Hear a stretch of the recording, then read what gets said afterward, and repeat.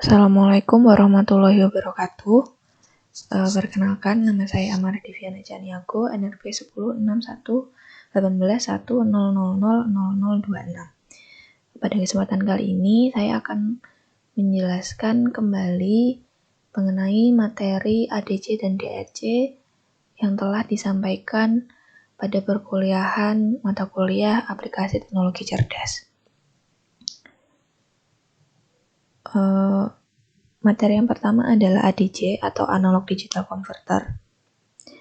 Jadi secara dasar Analog Digital Converter ini dibagi menjadi sampling, quantizing, dan encoding. Jadi apabila sampling membagi terhadap waktu, maka kuantisasi ini membagi terhadap amplitudo atau nilai besaran, sehingga nilai pembagian akan sangat mempengaruhi nilai bit yang kita inginkan.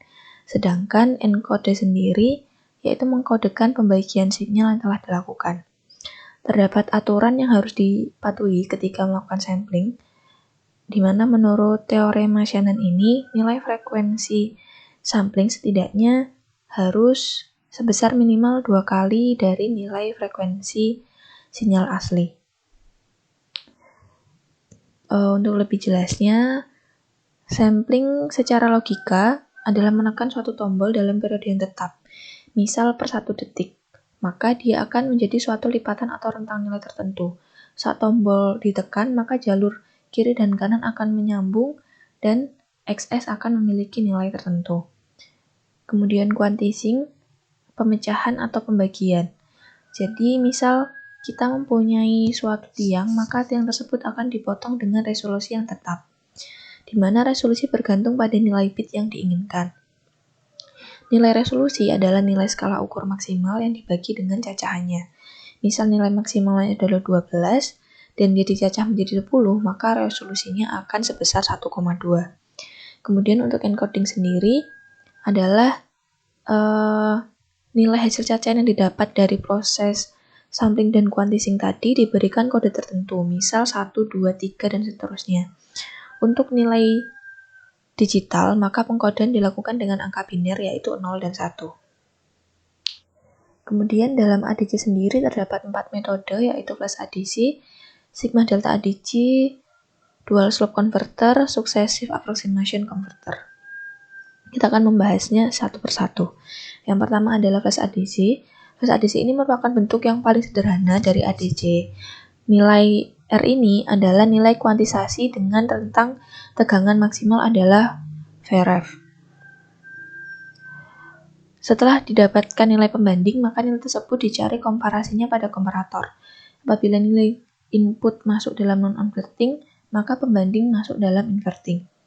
Setelah itu akan dilakukan pembandingan nilai tegangan inverting dan tegangan non-inverting.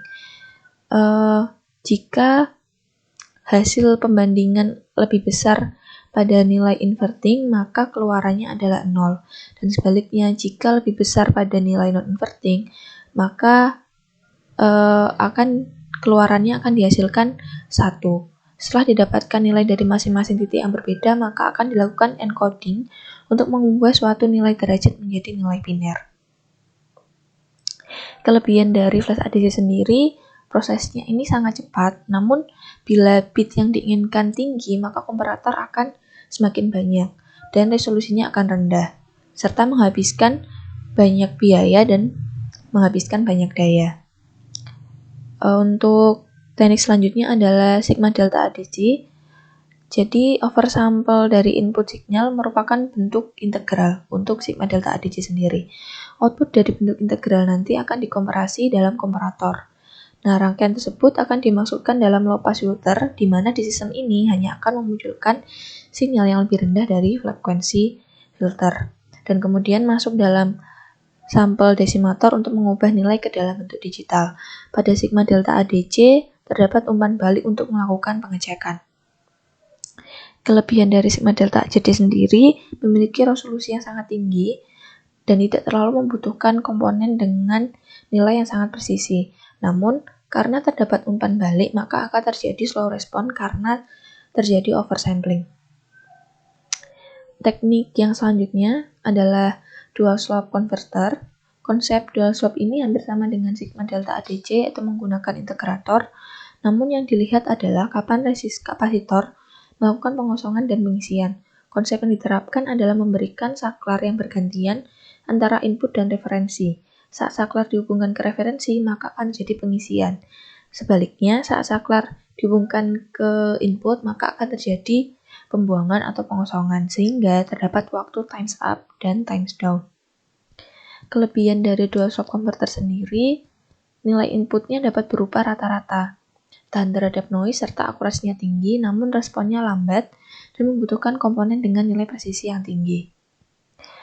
Metode terakhir dalam ADC adalah Successive Approximation Converter. Successive Approximation Converter ini melakukan suatu pendekatan suksesif, di mana SAR di sini membutuhkan clock untuk tahu kapan dia harus mengeluarkan nilai data. Sehingga konsepnya input akan masuk ke dalam SH untuk disampling, yang kemudian masuk ke dalam komparator untuk dikomparasi nilainya, yang kemudian akan masuk ke dalam SAR untuk membangkitkan nilai digital dan merubah nilai digital ke analog untuk melakukan pembanding atau reference.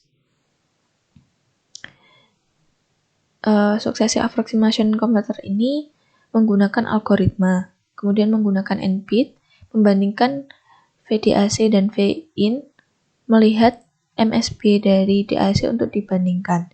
Jika nilai FIN ini kurang dari FDAC, maka MSB akan bernilai 0, dan sebaliknya jika FIN ini lebih besar dari FDAC, maka nilainya akan 1. Algoritma akan terus berulang hingga nilai dari error adalah 0. Kemudian kelebihannya dapat dilakukan dengan kecepatan yang tinggi, kemudian akurasinya menengah,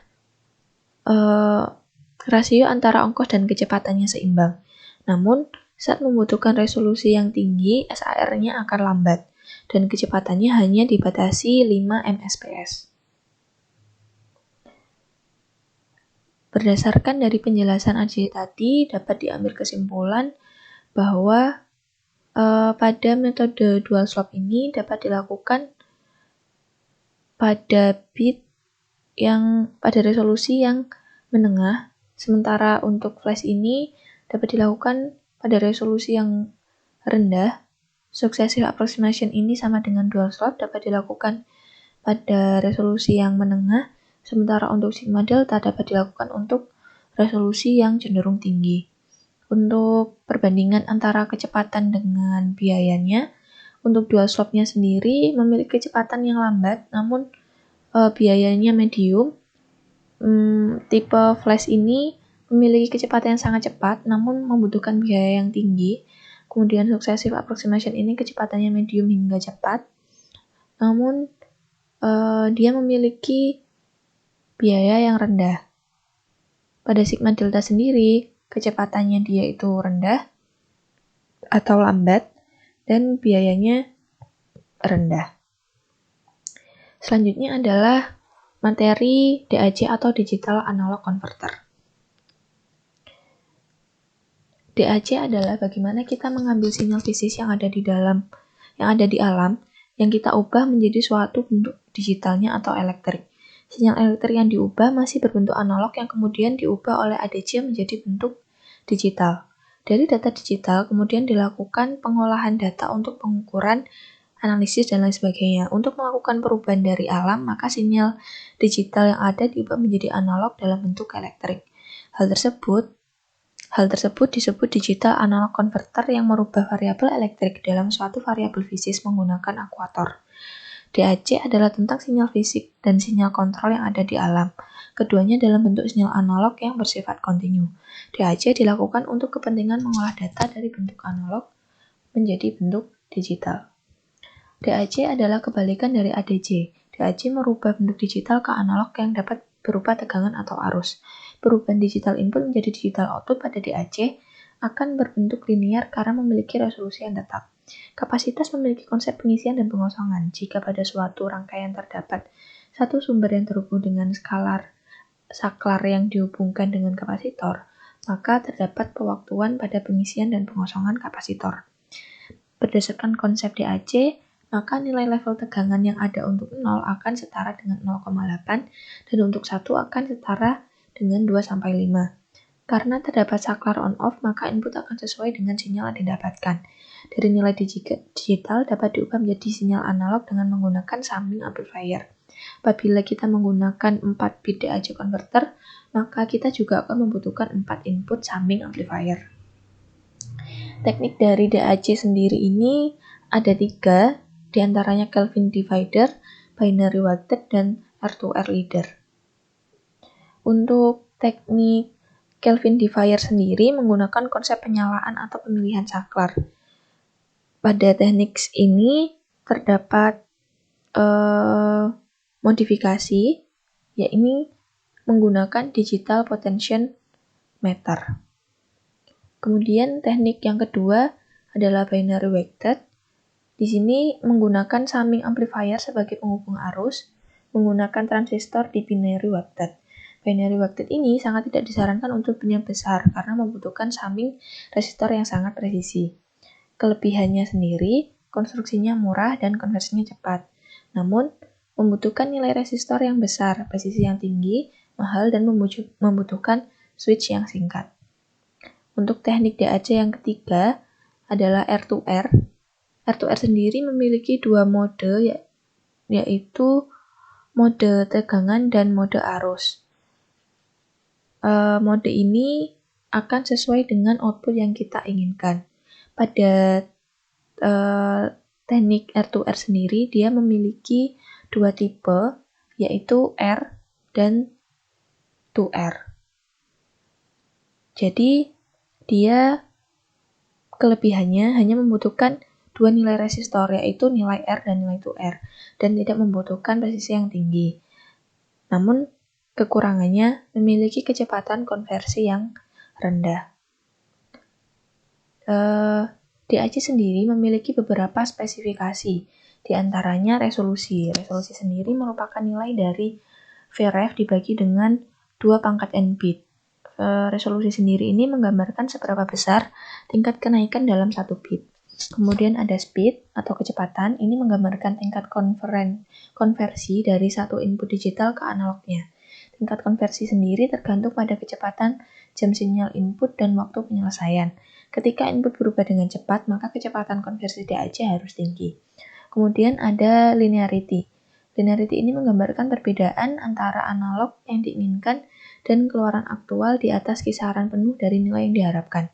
Secara ideal, yang diinginkan adalah kenaikan output dari DAC adalah linear. Kemudian ada settling time. Settling time sendiri ini menggambarkan waktu yang dibutuhkan untuk mencapai titik settling time atau titik perubahan pertama. Spesifikasi selanjutnya ada gain error. Gain error ini terjadi saat slope dari output aktual berada lebih besar atau lebih kecil daripada output idealnya. Kemudian ada reference voltage, digunakan untuk menentukan input digital yang akan ditetapkan ke suatu tegangan. Reference voltage ini memiliki 2 tipe, yaitu non-multiplier untuk Vref yang tetap atau fix, dan multiplier DAC untuk Vref yang dipengaruhi oleh sumber eksternal. Kemudian ada offset error. Offset error sendiri terjadi saat offset yang konstan antara output aktual dan output ideal. Kemudian ada full scale. Full scale ini terjadi saat sinyal aktual mengalami off gain dan offset error secara bersamaan. Kemudian, spesifikasi DAC yang selanjutnya, semakin kecil resolusi, maka akan semakin mendekati nilai aslinya, sehingga output yang dihasilkan akan semakin baik. Kemudian, non-linearity terjadi karena faktor diferensial atau karena analog step, serta karena integralnya atau karena penjumlahan dari keseluruhan. Kemudian ada non-motoric error ini terjadi karena terdapat faktor yang berbeda atau tiba-tiba turun yang seharusnya setiap pertambahan bit nilainya harus selalu naik. Jika terjadi kesalahan pada settling time, maka konsekuensinya adalah kita tidak dapat menemukan titik settle yang tepat atau titik kenaikan pertama dengan tepat. Kemudian adanya overshoot. Overshoot ini terjadi saat terdapat perbedaan kenaikan output analog dari output analog ideal atau output analog yang semestinya. Dari penjelasan tadi, jadi DAC ini dapat diaplikasikan pada digital motor control, kemudian komputer printer, sound equipment, electronic cruise control, dan digital thermostat.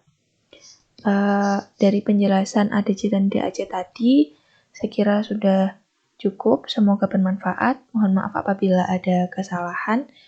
Wassalamualaikum warahmatullahi wabarakatuh.